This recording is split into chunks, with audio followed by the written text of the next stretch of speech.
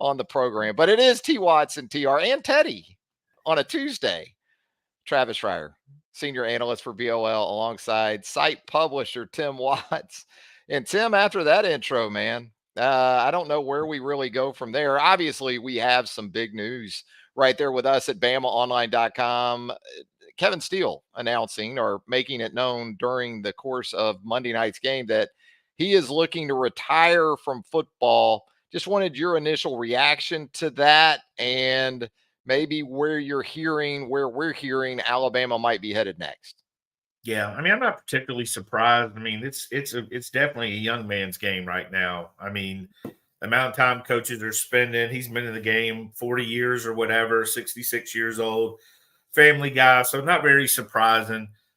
T-Rob obviously did a great job. There's been a lot of discussion, and I agree with it, that he's going to, receive more compensation and some kind of promotion. I don't know the exact details. Nick Saban kind of he has a way of working all those titles and stuff into play. But Charlie Potter reported last night to DJ Durkin, not the, little mixed reviews in that roundtable thread, was coming in possibly today to interview. He's got to tell you what, he's interesting because he's a linebacker coach. They need a couple of linebacker coaches. Kevin Steele, he's a guy that dealt with the linebackers too. So it makes sense. Also, if you look at T-Rob, possibly getting promoted, Dirk and T-Rob worked together at Florida, I believe, when I checked the resume. So there is a familiarity there. But again, I mean, T-Rob did a fantastic job on recruiting, coaching, respect. And I know he's got a lot of people in his corner. So I think it'll be a smooth transition. But I do think Kevin Steele provided a pretty good value for a short-term coach to come in. Nick Saban didn't have to worry about that as much, that side of the ball, a more mature guy. He probably also was able to help bridge the gap between him and T-Rob, for instance, try to help, with the wording and that complex system that they run. But obviously, a little bit of coaching changes, not really surprised at this stage with Kevin Steele. I knew he wouldn't be here long-term. Yeah, and it seemed like as much as Steele, from a football acumen perspective, brought to the table, Tim, stabilizing presence too, and a great communicator, seemed to really help from maybe a culture perspective and the relationships that you still have to have, even in this era of college football with these young people these days. Yeah. It's invaluable to have that kind of presence in your building on a day-to-day basis. Yeah, and he's just seen so much. I mean, you look at his resume. Kevin Steele has a crazy resume. It's all over the place, 40 years. Tip of the hat for surviving that long. I mean, and doing it at a highest level. Ended up with a playoff team. Ended up with a playoff team in Alabama. And I'm told by several people, loved this season, had the time of his life. But again, this stretch, I'm telling you, if they don't fix this calendar, they're going to lose a lot of guys. There's just not, I mean, seriously, we're not college coaches, but this calendar has us stressed. You know what I mean? I mean, we're up till 11 o'clock last night waiting for that portal to shut the damn door. Katie barred the door. Let's get the portal out of the way, coming off the heels of signing and Christmas and New Year's and all that kind of stuff. So today's really a first day you can kind of breathe for us in the media. Now you're a college coach. There's no breathing. You're back at work. Nick Saban and staff's at home, back at the office today after a vacation, and they're recruiting. They're getting juniors in, and the class is basically done for 24. Ryan Williams is probably the biggest name prospect. There's a few more stragglers that they could get involved with, but that class is done. But they're already working on 2025. Yeah, I've said this for a while. If you have the option of the NFL or college football, and it's pretty much close in terms of position title and responsibilities and those kind of things, there's no way you don't coach in the NFL right now. I'm going to tell you what stands out to me the most is I know college coaches, former college coaches at the NFL, and they loved recruiting. They lived recruiting. They loved recruiting, and they're like, no, hell no. I would not come back right now. That's a bad sign because these guys, some people just love to recruit. Some people love that year-long puzzle and everything that goes in it. And those guys tend to thrive. But when they're saying no and hell no right now, there's no way. I still think, to me, the biggest, most simple thing is, first of all, I think there's too many rules. There's too many opening doors. There's too many closing doors. We've got too many rules. I don't know why I just think it's unfair to have this window right now instead of in just one window in the spring. And I'm sure there's people that explain to me why that's not a good idea. But in the spring is where where you stand with your football team. You don't, if you're a back, again, I use the cornerback position. You're behind, several guys at Alabama who are good. Same could be for offensive lineman, a right tackle, for instance. You don't know where you stand because you're behind J.C. Latham or Terrion Arnold or Kool-Aid, right? Mm-hmm. Well, in the spring, you go through the spring and you're still behind that freshman. You kind of know where you stand. But then again, you could be the starter. Now, my problem is the exploits that go on, the people, the handlers, the upset parents, just the mental taking advantage of the young people by going, you should have been starting all year. And the window's so short, you go, hurry, hurry, hurry, and they jump in there. I just think there's too much too soon. I mean, just narrow it down to one and, let them, it's got to be confusing for the kids too. You've seen kids go in and out of the portal in less than 24 hours. You do. Just a lot in play. There's a ton in play. And, forget about head coaches. If you're thinking about a head coach coming down from the NFL willingly to college football these days, that's not going to happen. And it's starting to really carry over to the college level with the assistants at the NFL level, because the money had gotten really, really good at the college level, Tim, and not just in terms of dollar figure, but multi-year deals, guaranteed 2-3 year deals. But now when you're parsing it out over responsibilities on a 365 basis, those deals don't have quite the value they did a year or two ago. No, and you've upped your responsibility. You're not just recruiting and coaching, you're now managing the NIL. You're dealing with all this stuff. I mean, I've heard stories and I don't want to hear them, but I can't imagine what all went on across the nation with people jockeying in and out to get more money. Now you got agents involved, you got, other people involved, you got other schools involved. I mean, it's quite the auction house going on right now. And it's got to be, I still love college football. I see all the people that I don't think it's shot. I watched that game last night. I wish it hadn't, but I watched that game because it was on. I still love it. I still love the competitive nature. I still watching guys go from 18 to 21 to the NFL. I still love it all, but I do think they've made huge mistakes. And what probably pisses me off the most, all this stuff's not for the benefit of the player. All this isn't for the benefit of the player. I mean, this is just like helping. It makes them more confused than ever, puts them in a bind. They're having to make tough choices. I just don't think none of this is good for anybody right now, except the middlemen. The middlemen are, that's a pretty good spot to be in right now. But, people on both sides of the fence, it's a lot harder in my opinion. Well, the money involved became so borderline obscene that you could no longer keep that genie in the bottle. And perhaps if the NCAA, as a governing body, had been more proactive in advance of where we're at right now, we would have a system that is a little bit different and works a little bit to the benefit of all the parties involved, instead of the bum rush that has sort of taken place here in the last couple of seasons. So you mentioned DJ Durkin. As Charlie Potter reported with us there at BamaOnLine.com on Monday night as a potential interviewee for a position of some type. We weren't entirely sure what that might be at this point. You mentioned T-Rob, certainly makes a lot of sense. What about from an off the field perspective? We know there's a Charlie Strong type. Charlie Strong is an analyst. The different avenues that we've seen Nick Saban take in filling some of these voids in the past. I know you've mentioned, or we've talked about Derek Dooley in association maybe with the offensive side, because he's in one of those roles too.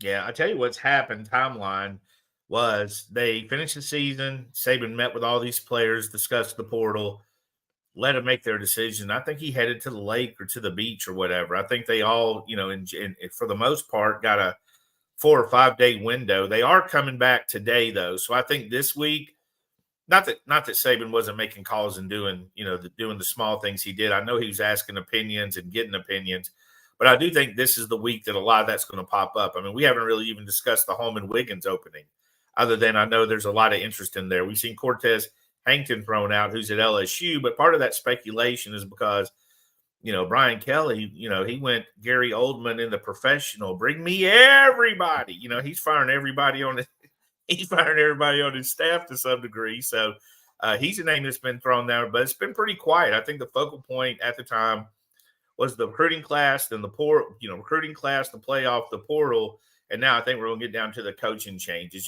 Just to remind people, a deal could be done. He could have all his coaches. He decides. We've had guys recruiting on the road before he ever announced them. So Tosh LaPoy sightings, and stuff like that. Like walking around in the Bama polo, no announcement whatsoever. So that certainly could still be the case. But I know that he's been he'll be working on his staff and starting that process of vetting and talking to people and having people reach out to him. No doubt about it. We appreciate Ned Wright chiming in here. He loves the show. We love you, Ned. And we certainly encourage each and every one of you, if you haven't already, subscribe to the BamaOnLine YouTube channel. Simple as hitting that little button right there. Turn on those notifications. You'll get all the video content as it drops right here on the YouTube home for BamaOnline.com. So your thoughts. We touched on it a little bit before we were interrupted there by Teddy at the top of the show, but some thoughts on that game Monday night in Houston. And I thought part of this too that I was going to hit on, didn't see Nick Saban really involved, right, in the lead up. We've seen Nick Saban on the panels and assisting in the broadcast because, let's face it, he transcends the SEC. We can say that, well, there were no SEC teams involved. Well, Nick Saban it goes beyond that. So it makes you wonder if even Nick Saban is having to consider how he's budgeting his time right now, because the windows are so tight, because you are transitioning into, in a lot of cases, almost a brand new football team now on an annual basis, starting in January with mid-year enrollees and finishing up recruiting and the transfer portal and trying to get some downtime that even Nick Saban needs. But your thoughts on that game Monday night, and maybe in relation to what we saw from Alabama against Michigan, and then Michigan and how it played over maybe into Washington. It's just a weird game to me. It was a bad game. I mean, it's Phoenix wasn't nearly as good as I thought he would be. Part of that was Michigan, who obviously was a really good team, especially defensively, but he was missing wide open receivers. I mean, they were just off. I don't know. The funny thing is everybody was loving his loose mechanics, but then when he has a bad game, they're like, yeah, he's got loose mechanics. It's funny how that twisted. But I mean, Michigan just literally death by 1,000 paper cuts this whole year. Now, I do think the whole we were doing that scouting stuff illegally worked in their favor, because they had a huge chip on their shoulder. Because if you're a player, you don't think that you're getting an advantage. You know how much work you've done in. So you're mad. You're angry that they're even discussing and trying to take stuff away from you. But not a pretty game. Michigan running game was really good. I thought the defense was pretty good on both sides for the most part. Washington gave up a few runs, but just kind of, I don't know, I had a lot of friends texting a lot of stuff. I just thought it was ho-hum. I know it was probably great for Michigan. I enjoyed it as a Michigan fan, but everybody else was kind of, I think from the start, it pretty much went the way Michigan wanted it to go, right? Kind of took over the lines of scrimmage early. Weren't really able to do that to that extent against Alabama. Michigan hung in there fine in the Rose Bowl, don't get me wrong. But, Washington was going to need, if Michael Penix Jr. truly was deserving of the Heisman Trophy in 2023 ahead of, say, Jaden Daniels, then that was the stage where we needed to see it. And not to put too much on one game, but that is the game. That's where a guy who's been around 5 or 6 years too. This wasn't a second-year quarterback in Michael Penix. This is a veteran guy. So you credit Michigan. I think they sped him up early, kind of got in his head a little bit. I thought Michigan defensively really did some of the main things against Washington that it did against Alabama. Essentially said, you're not going to beat us with the deep ball, Penix, to those wide receivers. And unlike Alabama, we don't really think you can run the ball against us, even if we play soft coverage on the back end, Tim. And Washington really couldn't. Alabama could. In fact, I think you could say Alabama could have run for more than it even did in that game against Michigan. That's hindsight. I get all that. Yeah, no, that's true. But it was the kind of game Michigan wanted. Even more so than the Rose Bowl, because it's funny how revisionist history starts to work even moments after a game's complete, because all I heard after the Rose Bowl was, boy, Michigan really controlled that game.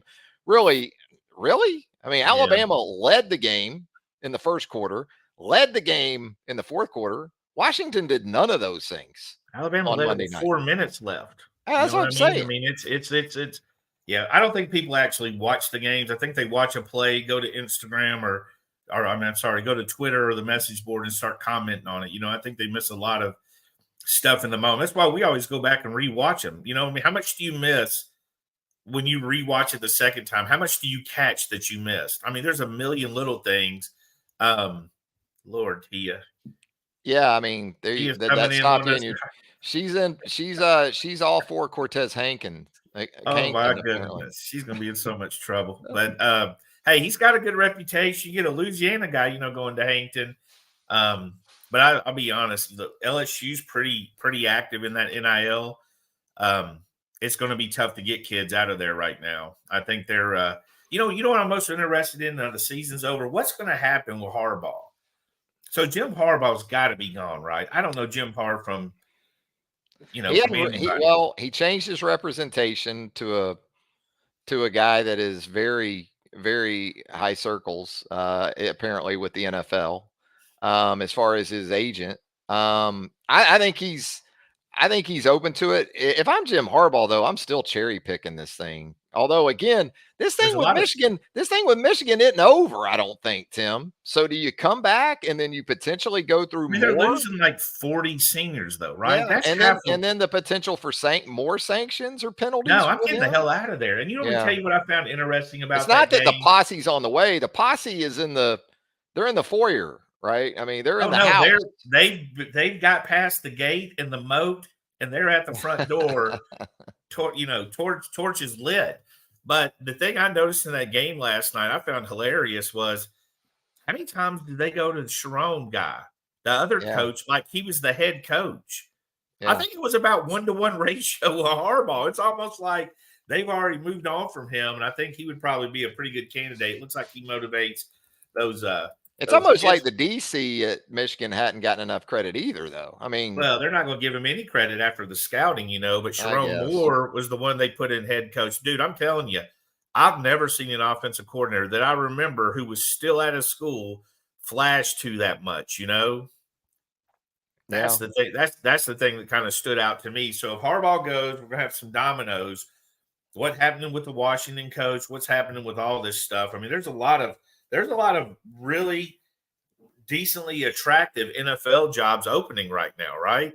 Yeah, if you're I mean, you got Harbaugh, it's got to go back to the quarterback situation if you're taking a gig. So could have if I'm just looking at vacancies right now in the NFL, Tim, and I'm looking first at the quarterback, there's Carolina with Bryce. There is maybe the Chargers job is more attractive than any of them that are open right now, Tim. From that perspective, we know Washington is open now. I mean, which one of these jobs, if you're Jim Harbaugh and quarterback is where it starts, where's your focus, I so you guess? got Bryce, yeah, like you said, you got Bryce at Carolina, very bad roster.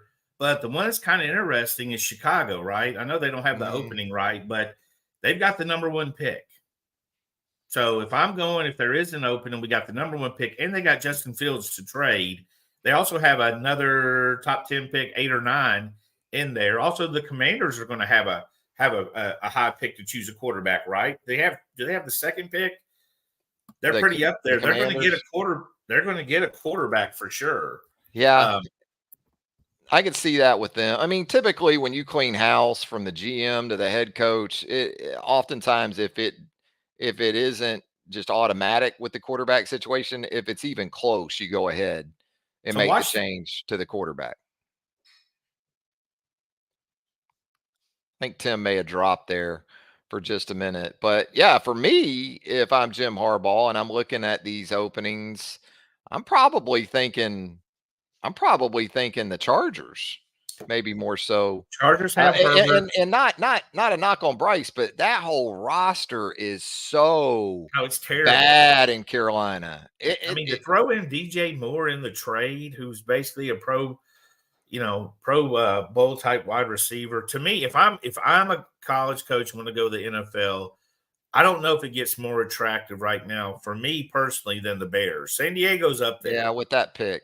Yeah. But the number 1 pick, also a number 9 pick, are in there. And I don't think the Commanders are far behind with the number 2 pick, where they're going to be able to choose Drake May, Jaden Daniels, and all those guys. I tell you what's interesting. I've seen a lot of mocks with J.J. McCarthy in the first round, and I'm blown away that is no.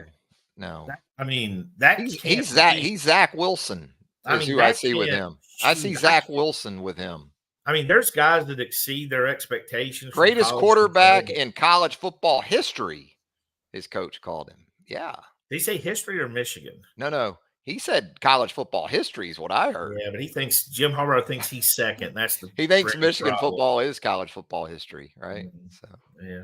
So you like Chicago's situation and the potential there with the pick more so than, say, the Chargers with Justin Herbert sitting there? I like them both. I like them both. I think he's in a power play. Chicago has a great history. You know what I mean? So you see the hero you can become. Like, D'Amico Ryans, look at the job he did when he got Stroud and Will Anderson. I don't know. I haven't seen the voting yet, but it looks like they could be offensive, defensive rookie of the year, maybe. I just think, though, back to the game itself Monday night, I think Michigan did what Michigan does, and it starts on defense, and especially against quarterbacks and offenses that want to take shots, they test your patience. They play the off coverage. They say, we're not going to give you the deep ball. Will you take the underneath stuff? Will you take the gimme throws? Will you run the football? Will you commit to running the football? And the two teams that saw in the college football playoff at times didn't want to do that. Michigan stuck to what they knew and what they were. Yeah, Michigan stuck. I mean, that's the way I think you do it, because you don't want to get beat trying to be tricky. You know what I mean? You don't want to be getting out of your element. I mean, again, an undefeated team, 6th in history, maybe. I think I read the most wins in Big Ten history. So yeah, and you look at the path Michigan took to that 15-0, and it's very impressive. Don't get me wrong, but I mean, the Big Ten in the regular season was a joke for Michigan. Really, I mean, you beat what are the wins for Michigan this year? Beat Ohio State at home by 6, beat Alabama in overtime in the Rose Bowl, and then beat Washington impressively. Yeah. Now their best wins all are at the end when it matters. Obviously, I mean, Iowa in the Big Ten championship game. I don't care what they're. Iowa was outscored 92-0 by ranked opponents this year, Tim, and they were still in the final top 25 that came out earlier today. It's unbelievable. Did you see the preseason top 25 yet? We need to discuss that. Oh, the way too early. And I was going to ask you about that from an Alabama perspective.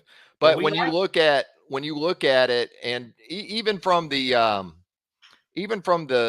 final AP top 25 standpoint, and you look at the schedule for Alabama in 2024, okay, Georgia on the regular season schedule checks in at 4. How about Georgia ahead of Alabama? I guess I'm okay with that because Georgia was a 1-loss team, Alabama 2, although Alabama played the extra game and beat Georgia. I don't understand. I think with Georgia should be ahead of Texas if they're ahead of Alabama. I don't see a huge – you talking about in the final poll? Yeah, the AP poll that came out today. But again, this is the same one that had Iowa in the top 25. Yeah, Texas had the same number of losses as Alabama, lost to Washington, who got clubbed by Michigan. So that's true. I think Georgia – I mean, I spent the night hearing from people saying, the real championship game would have been Bama or Texas, or the real championship game was Bama or Georgia. I'm glad we're going to 12 for that, though. Yeah, man. But it's not. And I was tired. Arguing with them, like, no, this is. Well, what about the Georgia people? I saw Georgia people. If Georgia's in this game, beat both these teams handily. Come on. Yeah. I mean, that's I'm glad we're going to 12 because it should shut up a lot of that. I don't believe, for the record, anybody was going to beat Michigan handily. You're talking 8, 10, 11-point win. I can definitely see them losing, but you're not going to go out and drum them. You're not going to do to Michigan what they did to Washington. Their defense is too good. They run the ball too well. They're just dangerous enough. They made plays. I mean, that's the one thing about them. Washington had the momentum in that game that felt like 30 straight minutes to me. Yeah. And never could capitalize. They pin them deep, and on 3rd and long, JJ takes off running up the middle. They just could not. they just not get over that hump. I mean, a I lot of that saw was I saw a tweet last night. Michael Penix Jr. and JJ McCarthy are the quarterbacks that get NFL GMs fired. Yeah, they absolutely And will. I agree, man, because I know, look, JJ McCarthy, nice player. I love the meditation and all that pregame. That's cool. But I see Zach Wilson is what I see. And I know he'll go on to be, he'll go on to be Joe Montana from here after I said that. But I think he's more Brock Purdy. Maybe you put him in a system like San Francisco's and he's fine. But yeah, I think the don't see it with draft him. discussion is going to be two guys, Caleb and Drake. May pick your poison, who you like, and after that, you got the pros and cons with everybody. I would think Jaden Daniels is where third has to start. I like Jaden. After last night, especially. Yeah, Jaden Daniels had the most impactful year. I didn't even know the Heisman was a discussion. I thought that should have been a unanimous vote. Honestly, yeah, I thought he was head and shoulders, hands down, the best quarterback in the country. So the preseason poll for next year, we got Bama. Georgia's going to be one, I think. Then probably it'll be some order of Georgia, Alabama, Michigan, Georgia, Michigan, Alabama. Texas is going to be right there again in that top 3 or 4. FSU's not going to be there, I wouldn't think, even though they have gone portal hard like Ohio State and Ole Miss. Some irony there with Ole Miss, right?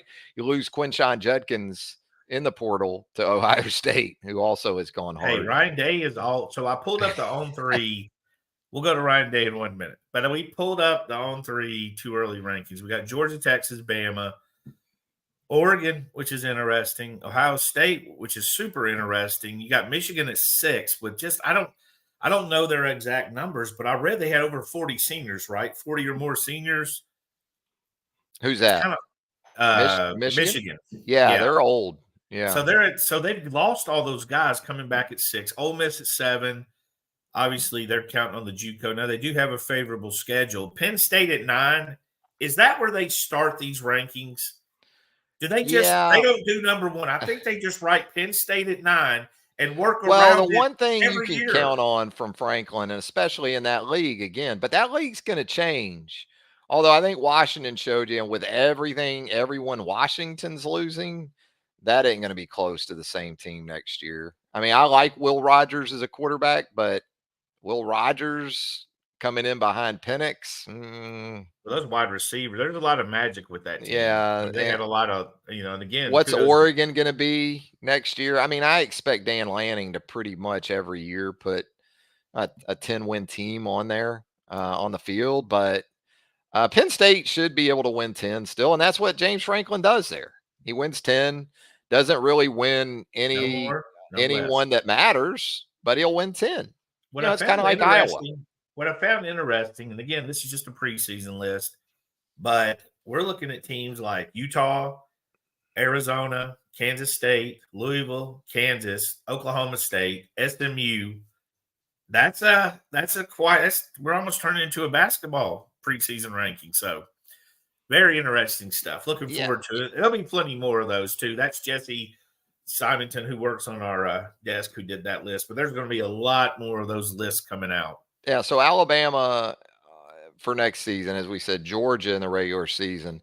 Missouri finished top 8 in the AP poll. So Mizzou comes to Tuscaloosa in 2024.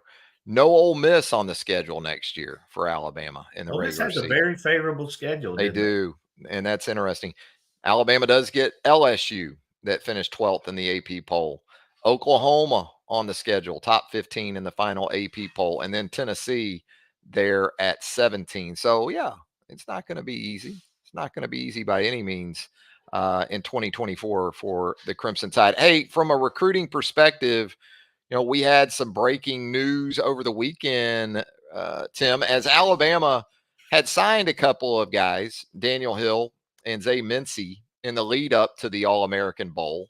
But they still made their announcements from San Antonio last Saturday. It was pretty cool because both those guys had big plays in the game. Daniel Hill scored a touchdown. Zay Mincy with a hell of an interception. We talked about it on a breaking pod, but if you got anything else you want to throw in there? You can't really sleep on what Alabama did with this defensive back class. We should be talking about it every day. I mean, they're going to bring in 8 guys. They got length, they got size, they got speed, they got safeties, 8's counting Damani, the transfer portal. I mean, you got just about everything you want in there. The whole week in San Antonio was good for the Bama guys. Daniel Hill's a stock up guy. Thing with Daniel is you look at him and you're like, you don't really think running back. And then he puts it out there and he shows you, and he had a better week. It's hard to judge a guy in Mississippi at that size running. You almost think he's just bullying them. But obviously he had a good year. The DBs did well. Xavier Brown did well. Peyton Woodyard, Beeman, Jeremiah Beeman had a good showing. So that was much better. The Under Armour game was kind of weird. You had Ryan, who showed out in it, did a good, Ryan's going to show out. You stick him in the Pro Bowl, he'll have a couple plays that'll stand out. But also you had like Jalen Mbakwe. He was a guy that, they were moving around corner to safety, just kind of playing with them out there. Caden Jones had an interception. So I'd say the Bama guys did very well, although I wonder about the future of these all-star games with, these ability to practice. And again, we discussed it. I'd have loved to see Julian Sain in this game, but there's no way. I would, but if he was my kid, I wouldn't let him play. No, there's no way. Especially the quarterbacks, there's no way I would let him. I'm just saying the experience. You go to California, he got to throw, and I don't know. Yeah, I mean, if he got to throw passes against Terrian and Kool-Aid, that's his only shot ever. Well, and you know what? Those practices in California, you got a black jersey on. They're not hitting you. That's even better. Whereas these all-star games, man, you get these mismatches of offensive lines and different tackles, and the protections don't get picked blocking up. punts, which I saw 2 or 3 of those quarterbacks in San Antonio get rocked. I mean, rocked. And I like the all-star games. I don't want them to go away, and I don't want them to become the Pro Bowl. But, man. Yeah, but Bama guys did well. And again, you get, Daniel Hill, we need to go back at some point and go over the panic of 23, right? We need to go over the panic with the portal. I mean, seriously, how many times do we hear that Auburn was throwing the bag at the Montgomery kids and they were in the portal? We had to hear it 50 times. Yeah. We had to hear it 50 times. So then you come in with the running back positions, probably the one that caused the most panic in the 2023 class. And I was with you. I mean, it was a hard group to pin down, not a lot of top-end talent. Robert Gillespie did a great job as Bama staff finding guys, but did end up with Kevin Riley, a legitimate top 75 prospect, and then Daniel Hill, who's a thumper. And better potentially than Justin Fowler, although that's going to be the comparison. I mean, again, you end up with an A running back class on top of an A++ running back class. And then you end up with an A++ defensive back class on top of an A defensive back class last year. So unbelievable 2024 group. Tim, did you say panic when it comes to recruiting? Because panic. I've got one here for you in the comments here. You ready? No. If T-Rob doesn't get the DC job, I'm assuming he doesn't stay. And if he doesn't stay, that puts Ryan Williams' commitment into even more jeopardy, Tim. JT83 with that one. Yeah, I mean, I there's a lot of ifs and assumption, in there. I mean, I don't know what to say, but yeah, I mean, Ryan's close with T-Rob. Ryan also loves Alabama. I'm not really even more jeopardy is what I disagree with. I'm not sure. I think Bama's in a pretty good position for him right now and have been all along. But I don't think, first of all, I don't think it's a lock that T-Rob would leave for Auburn. Second of all, I don't think it's I think Alabama knows, Nick Saban knows what a good job T-Rob did. So, but yeah, my favorite panic though was the Amari Niblack. The night where he said on social he's changing numbers and they had him in the portal. I mean, it's that time of year, man. Or Kobe Prentice on his Insta story, I think, went to Auburn or something, or put a message up that he was in Auburn. A dog. Turned out he was going to pick up a pet. Yeah. So I would tell you, adults, if you want your sanity, do not read these kids' social. They are not living and breathing football like you probably do. They could be talking from anything about getting killed in a video game to a girl not leaving them on red with a text. I mean, there is no There is no. I'm gonna go through it though. There was a lot, but running back was a panic in the class. Hey, that had a lot of questions too. That was a moving. Running back was as fluid as anything, right? And Daniel Hill, we had his commitment stuff ready 11, 13, 16 months ago. We expected this guy to be possibly the first one in this class. So, but kudos to them getting to do it on air. And you know something else? They did a really good job on the air with the interview, and not everybody did. That's a rough situation. You got a teenager up there talking, everything's going on, but I thought both of them, Zay and Daniel, did a really good job of representing themselves in that commitment. Yeah, relationships, there's no denying that, absolutely matter in recruiting. And that's why this stretch right here is maybe as important to the recruiting aspect of things as anything else that you're seeing with these dominoes that are going in the coaching ranks, and among the many reasons why we're staying on top of that for you right there at BamaOnLine.com. You mentioned the portal door being battened down, at least for the time being. At least in some respects, we understand grad transfers; those guys, they can pretty much hit it whenever they want. But with what we've seen to this point, anyway, Tim, when you look at this Alabama reload, as we're going to call it, for 2024, what do you consider to be maybe the biggest area of concern with the initial wave of additions and subtractions? And that include recruiting and early enrollees as incomers as a part of that. But is it as simple as the center position that you look at? Is it offensive tackle? Is it offensive line in general? Is it maybe the outside linebacker positions? Where are you looking at for that one area that you're thinking, you know what, they're going to have to take a step here between now and next season? Yeah, I think the biggest question is center, right? Just because it's the one we saw have the biggest impact. I don't think you could have convinced me that bad snaps would have that possibility. Now, I just didn't think there'd be that kind of bad snaps during the season, for whatever reason it happened. So I think you look at center, you look at guys on campus. I know a lot of people are saying, who are the center prospects in the portal that Alabama's looking at? I think that's something they will address, in the next window, because you've got guys on campus. One of them might be your center. One of those guys might be an All-American center. They've certainly got some guys that fit the bill. They're just going to have to, snap the ball, learn to snap the ball, or whatever it is. After that, I go secondary. Not that there's not talent there, but you're losing some really good players. Just Terrion and Kool-Aid's enough alone to let you know what you got, boundary guys, edge guys out there, and with some versatility. So, but you got a lot of guys coming back. And again, the the right tackle. But I'll tell you what, right tackle feels a little bit better with Pritchard coming back, right? Because if Pritchard wasn't there, I think you're really, again, going straight to guys with not that much experience, highly recruited guys the staff likes. But you bring him in. This is a guy that got a lot of reps at that left tackle. And we've seen guys that couldn't really be a left tackle that can handle the right tackle position. So I think getting him back out of the portal was huge. Yeah, at Alabama, it can be tough, right, for that second window to present itself if you're in a position competition. Place like Alabama, sometimes that first window is all you get. And so for Pritchett, I'm sure feels like he missed the first shot, although Caden Proctor, very talented, highly regarded recruit, came in and just got better and better as the season went along. But you would think Pritchett's going to get that second opportunity. They have some young tackles that I think have potential. And then they went to the portal, brought in kind of a developmental guy, I would say, in Batron, but maybe he's ready to go early. I'm with you on center.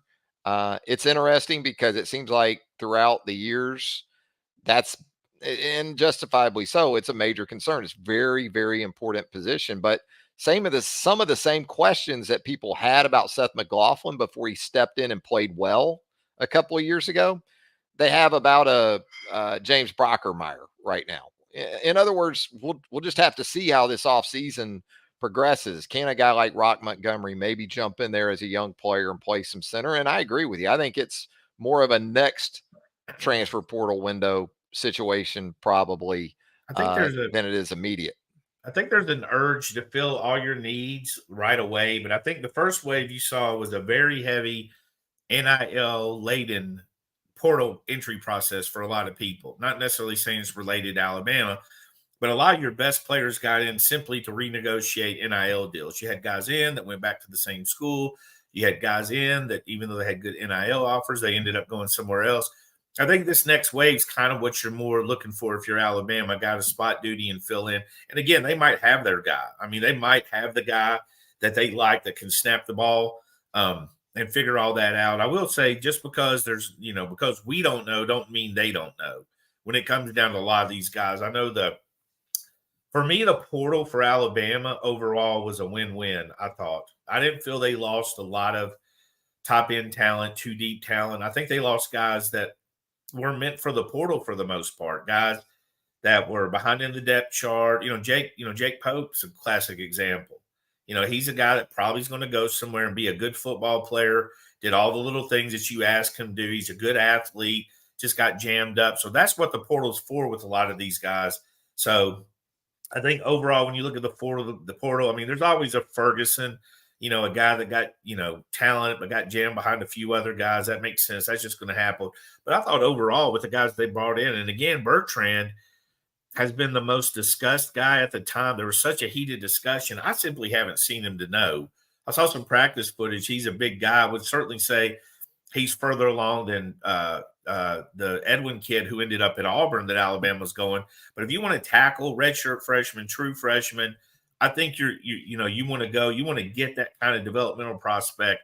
And I think that's what they got with him, except he grew up playing football versus Edwin, who only had, I think, 1 year. Maybe he played football 1 year. So two raw guys, big guys that you're hoping to develop. Yeah, AJS here in the comments asking about incoming freshman Casey Poe and the potential for him to play safety. When I look at this interior offensive line class in general, Tim, for 2024 in the cycle, I could see it with William Sanders. I could see it with Joe Ionata.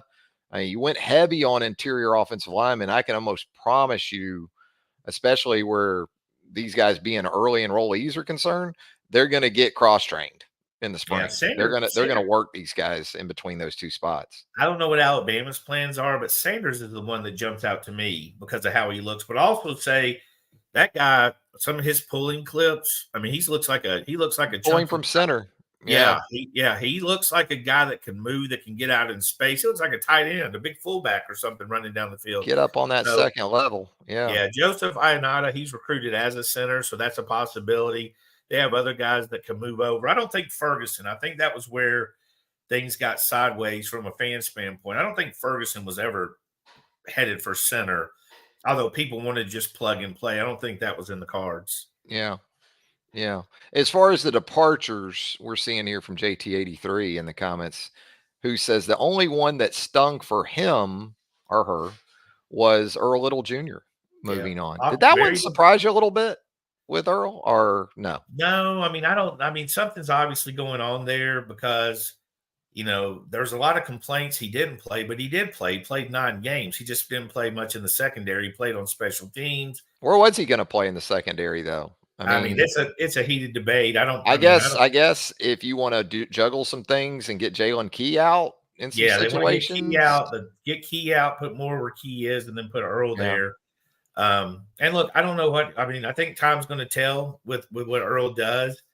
When we see him at Florida State, he'll certainly have an opportunity to play there. But something definitely got sideways there. It's just too debated for it not to have been. I know there's a lot of stuff going on behind the scenes, and it was, obvious there's probably a good time for just a break and, a fresh start and all that kind of stuff. But I liked Earl out of high school. I think he's talented for sure. So as we reset again from a roster perspective, we talked about the concerns that you have or we have for this team moving forward. What do you look at with this team right now, an area and look at and say, wow, that's even by Alabama standards, that's strong. That's a strong area. Yeah. I still like the offensive line. I still like with Pritchard coming back at right tackle, some of the other guys they've got on campus, you get a left tackle and 2 guards. I mean, most teams aren't bringing back that caliber quality of guy. And Booker and Roberts are excellent. I mean, these are excellent. I mean, they haven't been talked about nearly as much as Proctor because he's a true freshman, but both of those guys. So I love the offensive line and the potential it has. Obviously, still shore up the center position. Seth going to Ohio State. Ohio State's been very busy in the portal. I think Ryan Day's, this Ryan is knows what's up. this Yeah. is his this is his year. If he's going after Judkins, it's it's all or nothing right now. And he Very starts talented with guy. beating the team up north. He's got to do that. Yeah, after last night, I found it interesting the politics where they won a national championship, then Judkins was announced like 20 minutes later or whatever. That doesn't always have Michigan the wins same. it all, and then Ohio State says, "Yeah, but we got Yeah, that clinch doesn't line always for have the same effect that you think it would, but No, no. Yeah, I think it's a good pick, even with J.C. Latham moving on and Seth McLaughlin. It should help with your new center that you do have two guards of that caliber on either side of whoever you put in there. I know we had a comment a moment ago about, well, Brockermeyer's a little undersized. Yeah, if he's still 285, he could be. But you could probably get away with some of that when you've got dudes like Booker and Roberts on each side. So there's things to consider there. I'll if tell I you, were area I like that better be really good next year is inside linebacker. You're bringing back Deontay Lawson. You're bringing back Jahad Campbell. I mean, Alabama's been good at inside linebacker the last 3 or 4 years. Alabama should be a presence, a game changing down in and down out presence at inside linebacker in 2024, Tim. Yeah, I'd agree. That could be the heart of that defense, obviously, in the middle. I mean, you're losing your edge guys. A lot of talent out on the edge, but inexperience. So I think those guys have to be like the emotional leaders. I mean, a lot of the leaders on this All the team are young. calls shouldn't be an issue. All the pre snap stuff shouldn't be an issue.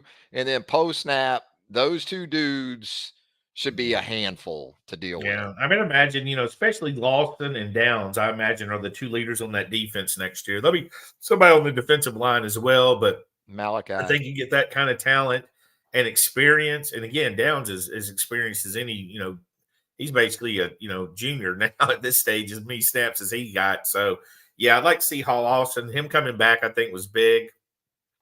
Get that guy that can solidify that defense and then kind of see what we're doing from there.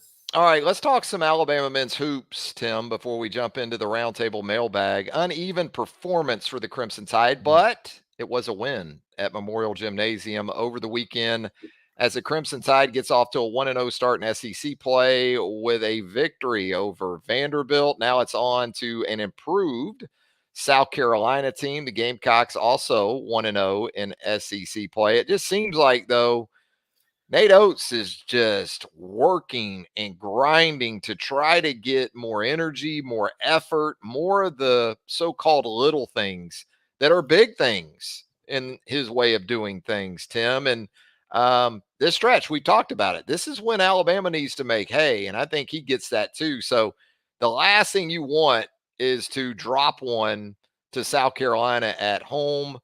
You got a couple more coming up that you can win for sure, and then it gets real fast for Alabama after these first four SEC games. Yeah, that Vanderbilt game was painful. Never could quite sustain what they did. Pulled away, and you thought that run was coming over. That's not a very good Vanderbilt team either. I Oof. think that was just I think that was a lack of focus, a lack of effort, being sloppy. Sears had 5 or 6 turnovers, doubled them up in turnovers, I believe, was a big part. Did not shoot free throws well. We're back to this. I felt a lot of the wounds were self-inflicted in that game. And yeah, you're not going to run out here and have any kind of successful season, Ken Palmer not, lose to South Carolina at home. You got Missouri, Mississippi State coming up. You're at Mississippi State. You need to be in these games. You need to be winning these games and showing that luster. Because then you're going to at Tennessee, which is a monster game. That's going to be a problem.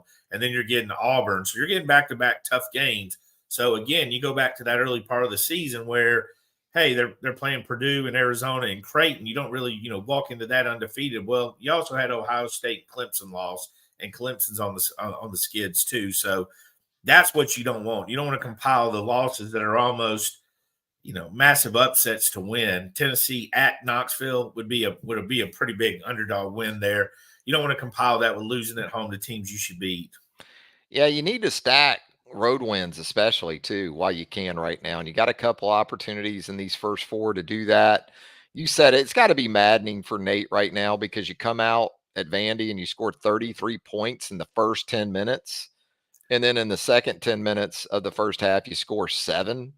I think it's his way of just continuously letting them know you're you're not as bad as the 7-point stretch over the final 10 minutes of the first half at Vandy, but you're damn sure not as good as you might think you are during the first 10 minutes when you scored 33. So just that level of consistency. And you said it. I mean, Mark Sears, when it came to closing time at Vanderbilt, he was that guy, 21 points, but He's having a great year too. you also Yeah. said 6 turnovers. I mean, Yeah. even he was flawed in the performance. Yeah.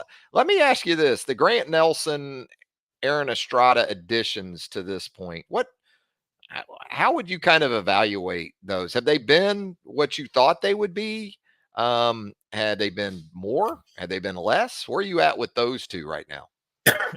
I think I'm at to be determined. I think Grant, there was some kind of misconception, some breakdown where there was a wide percentage of people that thought Grant was a lottery choice. If he's a lottery choice, he'd have went to the lottery. You know what I mean? He wouldn't have transferred to Alabama. So I think expectations were set so high on him. I think he has his moments. You know what I mean? I think he has his moments. He does things, rebounds, runs the floor. I think he had, 3-4 blocks in that game. So, Yeah. I mean, he's got guys that he's got stuff he can do. Had a big 3 at one point down that. So I know he's talented. But I think the hype for him was so great. You know what I mean? And we had to wait. And it was a drawn out process, and he was a big name in the portal. He's definitely a benefit. I wouldn't want to see this team without him so much. Right. I mean, they're thin enough with height, but like back what you said about Nate Oates, he's earning his paycheck more than ever. He is working every possession, offense and defense. You can see it on the sideline, and I bet the practices are pretty intense right now. Yeah, when you look at let's say the post against Vanderbilt, and I guess Nate went a little smaller in that game because Nick Pringle and Muhammad Wagi combined for just 23 minutes. But in those 23 minutes for those two guys, 7 rebounds, but just 2 points in terms of offensive production. Your guy, though, Rylan Griffin, it was good to see 16 points for Rylan on 7 of 11. Shooting pretty efficient. He did have 3 turnovers of his own, but elevated minutes for sure. Not just a start for Rylan Griffin, but 30 minutes of action. We'll see if Alabama can begin to sustain things a little bit better with the Gamecocks set to visit Coleman Coliseum. I think Ryland's showing some life. He's had double digits 4 or 5 games in a row. Mm-hmm. Had the big game against was it Eastern Kentucky? He had a big game at. The one thing I like to see is he's more aggressive. He was pretty good against Creighton too. I like to see he's more aggressive getting his shots and not being shy. But he's showing a little bit of life there with double digits. I still think there's plenty of room for improvement with him. I think he's a talented guy. I don't know if it's a lack of confidence or trying to blend too much. No doubt about it. Hey, Tim, you ready to get into that mailbag there with us on the round table? Now if I can just find it here on the round table. I had it pulled up and then I did not. So bookmark that thing. Maybe I had it up. I have about 1,000 browsers working. I need you to maybe play an instrument or do some stand up, whatever you need to do here. I'll find it. There it is. There it is. I got it. I got the mailbag. So here we go. The motivation. That got me charged up. We get a Bo Davis question. How about that? Yeah, in the roundtable mailbag. Dr. Back, I saw an update, he says, on the Texas site that says Bo Davis is staying with the Longhorns. It had been rumored that LSU has targeted him. Imagine that. How would you rate Alabama's chances of ever getting Bo Davis to return to T-Town? And that's understanding Freddie Roach still very much in place as the defensive line coach. I just think there's so much at play there, but I do feel that Bo Davis is a Nick Saban kind of guy. I think that, obviously Texas pays him well.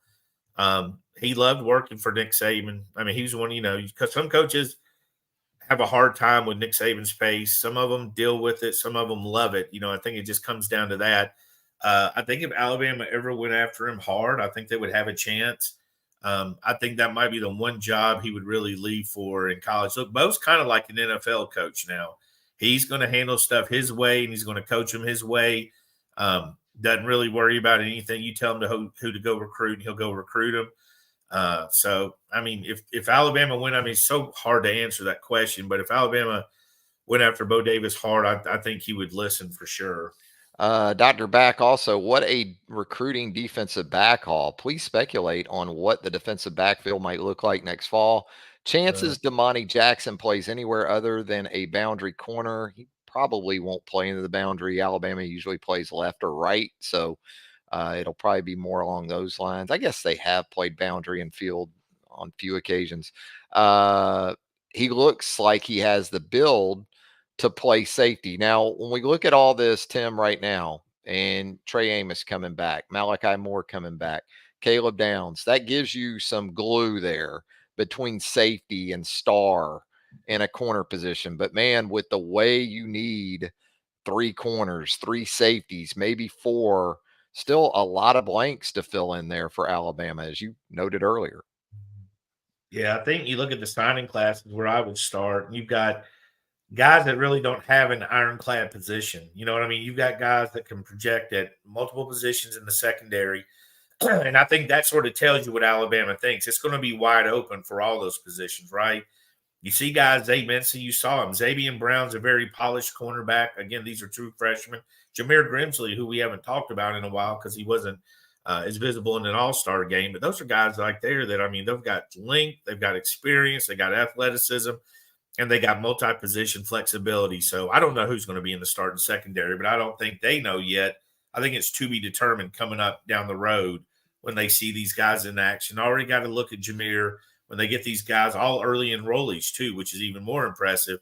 Get them on campus, get them in the workout, see how they're built. And I will say, I think a lot of them are mentally built for that secondary. I think a lot of them are going to want to do the things they have to do to get on the field. That's another thing I liked about them besides just on the field, but was off the field. So I think a lot of that's just to be determined based on the spring. And you know what? Being able to have so many of these guys take part in some bowl practices, that may have helped in terms of the evaluation process of some returning guys, and also may have changed things as far as what you anticipated transfer portal departures looking like at both corner, star, and safety. So it is a huge incoming class. I mean, Damani Jackson is the kind of guy that you're thinking anyway comes in and plugs in at a spot. But you've got a Des Ricks, you got an Antonio Kite that you've been developing, and Bakwe coming in. We both love Xavier Brown. I think Xavier Brown's one of those guys you could play between corner, star.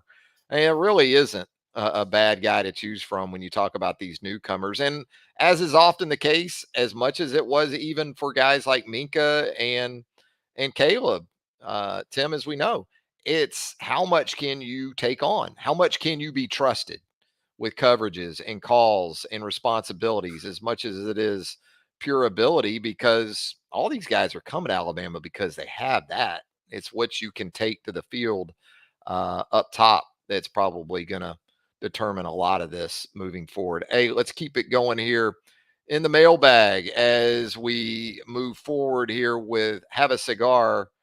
He wants to know about center options. We talked about that. Have a cigar. So, Joe Willie asking about the coaching staff. We hit on a lot of that. Is there anything that you think we didn't talk about with Steele moving on and T Rob's presence on the defensive side and the DJ Durkin report that Charlie Potter gave us on Monday night, Tim, and going back to Holman Wiggins too, Coleman Hutzler moving on, George Hilo, maybe how does he factor in all of this as a new addition to the staff? Look, there's a lot of options. I mean, Nick Saban's going to not keep us guessing intentionally. But again, we mentioned Derek Dooley, Hilo, Charlie Strong. I mean, there's a lot of guys that we're looking in the back burner. I don't think interviewing is necessarily a guarantee that you're going to get a Nick Saban offer or that they would accept a Nick Saban offer. So even with the DJ Durkin, I think there's some, for me, I'm just connecting it. T-Rob, promotion likely connected to DJ Durkin. Now, as a coach, he's got a great reputation. A lot of people think he does a terrific job. Also, he's a linebacker guy. And there's a linebacker open, outside linebacker, and Kevin Steele's gone, who was a linebacker guy. So center targets, I just don't think there's any out there. There probably are, But I think more, again, that's just going to be the late period. And they're going to see if they even, we're assuming they feel they don't have one on campus. They might have one they like on campus when all's said and done. Bama Edge in the roundtable. Any buzz about, I believe he's asking about Eric Wolford. He says Wolford. Any buzz about Wolford moving on? I don't know. I haven't heard anything like I that. haven't heard. I haven't Yeah. heard. I mean, I've heard the message board stuff, but nothing Yeah. else. Bruno 76. Do you think T Rob in line for promotion and hefty raise? I think we hit on that. Major Wood 482 here in the roundtable mailbag asked, do you guys think the staff convinced Ty Simpson to stay as a quality backup like a Hurts Tua situation? Or do you think there's a chance Ty gets meaningful minutes in one or both games prior to the Georgia visit in September? This is not a slight on Jalen. Just curious on your guys' opinions. I've always felt Ty Simpson wanted to be at Alabama, and I think he hasn't. I think the problem. I don't think there's been a lot of credit given to him for wanting to stay and compete. I think if I'm Ty, I think I can compete. I think Nick Saban that has a habit of not promising playing time. I don't think they guaranteed him that he's the backup, and I'm not thinking necessarily would have stayed just because he's the backup. Now, I will say Ty's an original joker when it comes to recruiting. He's a very picky fella. He's not just going to Appalachian State because he can start. He's got a criteria. He enjoys the process. He wants to be coached really well. His dad's a college coach. Very well could want to be a coach down the road. So he's getting all that learning experience. But I think we're selling Ty a little bit short, not to think this kid just wanted to come back and compete. I don't think there was any guarantees. I think he was told what every quarterback is told. Next year you get a chance to compete, best man wins. And I think that's exactly what was on the table for all the quarterbacks. And I think it's exactly what was on the table last year and the year before. And it needs to be, because I don't think Jalen Milroe goes into this offseason needing to look over his shoulder or worry about what's over his shoulder, but it makes for a better situation for the entire. Jalen needs to be pushed because He you get needs to be better. pushed. It's better for him if he's pushed. It's exactly kind of And the if similar. I'm Jalen Milroe, I'm thinking big picture. Where do I want to go? I want to go to the National Football League. Can I play in the National Football League with where I'm at right now in my development? No. No, I Yeah. can't. I can Like maybe make a roster, but I can't be a starting quarterback in the NFL. So being pushed by his staff, by his other quarterbacks, that's what you want if you're Jalen Milroe. I mean, we saw what happened when Mac was pushed, right? Yeah. When Bryce Young was behind him, everybody just gave him the mantle and gave him the keys to the Ferrari and all. So definitely you want to push, and you want Dylan pushing Jalen, and you want Julian Sayin pushing. You want every one of those guys fist fighting for that number one job, and you want the best guy to come out and win. So I don't believe that Ty was given any guarantees. We had heard earlier on that he was leaning to coming back, staying. That he wanted to stay. And again, it would have to be a good situation for him to leave. Now, he might feel different after the spring, but that's kind of what this whole thing is for. But I think we're selling Ty Simpson short instead of just saying he wants to come back and compete. And that's part of this too, I would think, Tim. The jobs that Ty Simpson could probably walk into right now are going to be the same jobs he'll be able to do that after the spring, right? Yeah. Like using Vanderbilt as maybe no intel here, but just using that type of situation as an example. To me, if he went to Vanderbilt right now, he would probably walk in as the starter, but that's probably not going to change between now and But post spring. what will change is he'll get another 4 months of practice at Alabama. He'll get He can another get better at Alabama. Yeah. spring to put more film on the thing. So there's no rush for No. him. Now, I don't think he could go to the SEC though, right? That portal, that window's shut for the year, I believe. There Yeah, was that. There was that. But I was just using that type of no. So situation. we could say NC State. You know what I Yeah. mean? That kind of Yeah. I mean, That's that's. I just Wake think Ty wanted Forest. to compete, Yeah. and I don't think there was a wink that you're going to be you can take the starting job, or a wink you're the backup. I think they said stay and compete, and who's leaning that way the whole time? I mean, the rumors are, hey, Ty Simpson's another one that Auburn was throwing a massive bag at. You remember that? Auburn, I mean, Auburn has taken so much slander with their bag throws. Crimson Labor here in the roundtable mailbag. Which players other than early enrollees have the most opportunity to improve their stock in the fourth quarter program between now and spring ball? Look, the guy's stock to me, Tim, is already immense, but I think a player going from year one to year two that could take just a huge leap is Caden Proctor, right? I think Caden Proctor, as impressive as he was over the second half of the 2023 season, if he's able to make good use and hoping that the injury he sustained going into the college football playoff doesn't preclude him from some of this in the coming days and weeks. I just look at Caden Proctor and think, wow, what this guy was in his true freshman season, just thinking about what he could be in 2024. Yeah, as far as guys that weren't like major contributors this year, I keep waiting for James Smith to flip it over. I mean, he showed enough flashes. Quade Broussard's another one I want to see out there. Keon Keeley, Yanze Pierre. These are guys, Jeremiah Alexander. These are guys that have opportunity, highly recruited guys, skilled guys that have a chance now after sitting back, getting some experience, playing behind some monsters to come in and jump in. But James is the one there out of that group, which I like. Him and Keon, probably Pierre, those are the upside guys. But James, when it clicks for James, when he gets in that weight room, does what he has to do and all, because his skill set's going to be probably as impactful as any defensive lineman we've seen within reason. I'm interested to see if Emmanuel Henderson can take another step, and a Jalen Hale. Those are two guys. Jalen, that's a good one. You think about big guys when you hear fourth quarter program, right? And that's kind of what we've done. We defaulted to the lines of scrimmage because that's usually where you see the biggest changes is in the big guys. But just in terms of overall development and emergence, going through that again and into spring practice, those are a couple guys I'm interested to watch there at the skill position. Speaking of the skill positions, Tim, Slippin' Jimmy here in the roundtable mailbag just wants to know, what is Ryan Williams' single best trait? And is he better than Julio was as a prospect? Wow.